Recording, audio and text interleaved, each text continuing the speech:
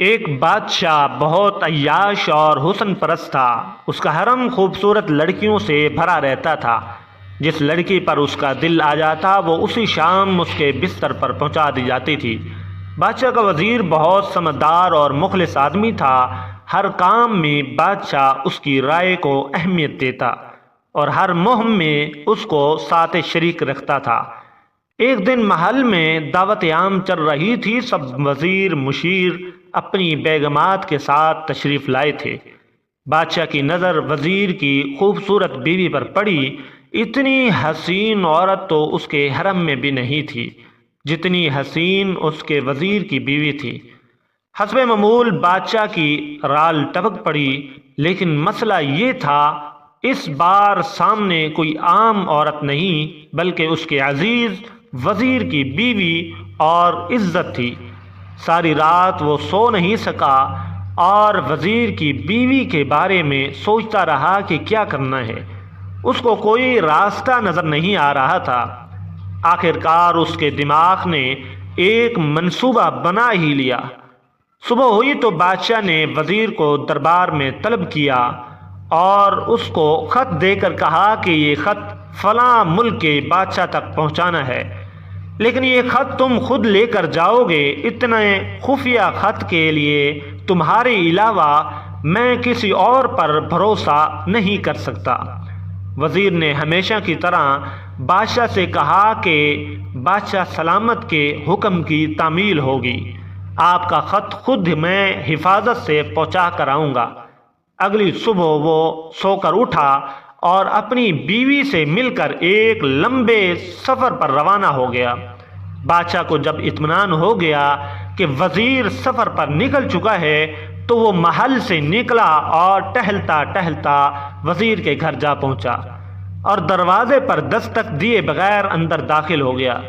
وزیر کی بیوی نہا کر دھوپ میں بیٹھی بال خشک کر رہی تھی۔ بادشاہ سلامت کو اچانک دیکھ کر حیران ہوئی۔ اٹھ کر بادشاہ کا استقبال کیا اور کہنے لگی کہ حضور کا اقبال بلند ہو، آج ہم غریبوں کے گھر میں کیسے تشریف لے آئے؟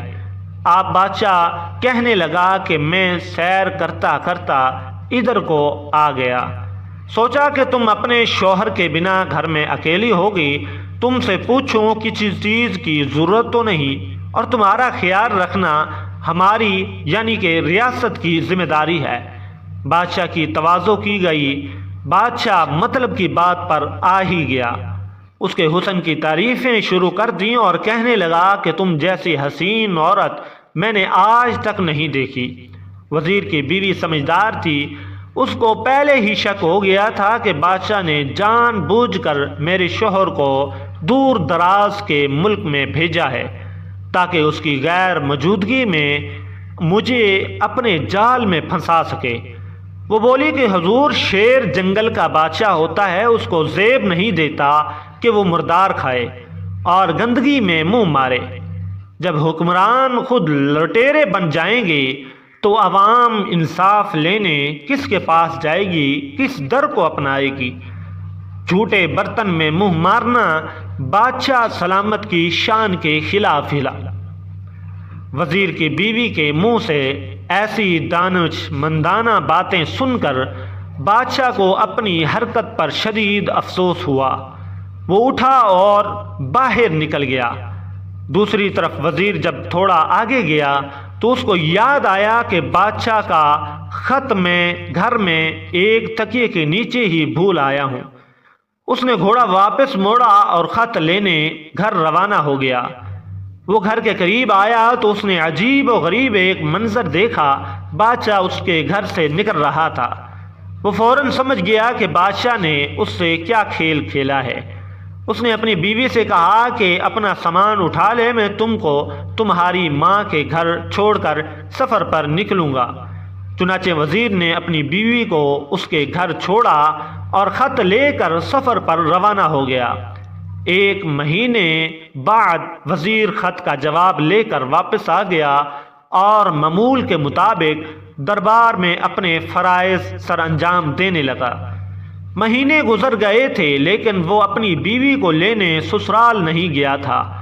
اس کی نظر میں اس کی بیوی گناہگار تھی جس نے بادشاہ کے ساتھ برائی کی تھی۔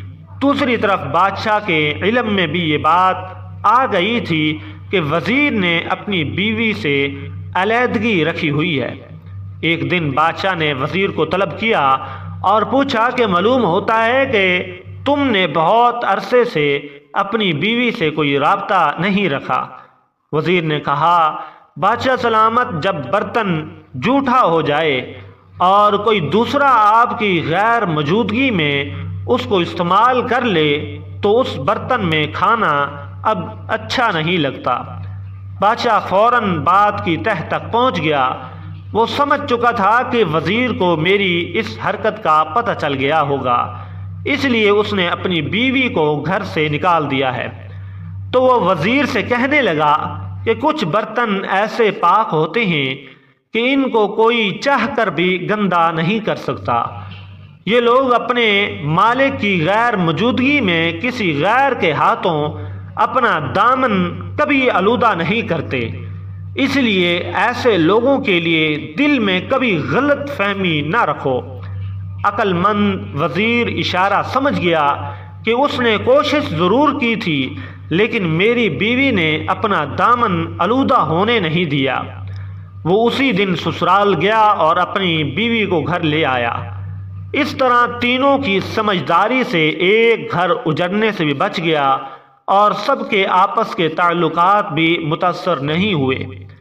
دوستو، اسی لیے کہتے ہیں کہ فیصلے ہمیشہ سوچ سمجھ کر اور جذبات میں آئے بغیر کرنے چاہیے تاکہ بعد میں پریشانی نہ اٹھانا پڑے۔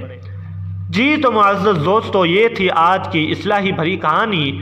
مزید اس طرح کی اصلاحی بھری کہانیاں دیکھنے کے لیے ہمارے اس چینل کو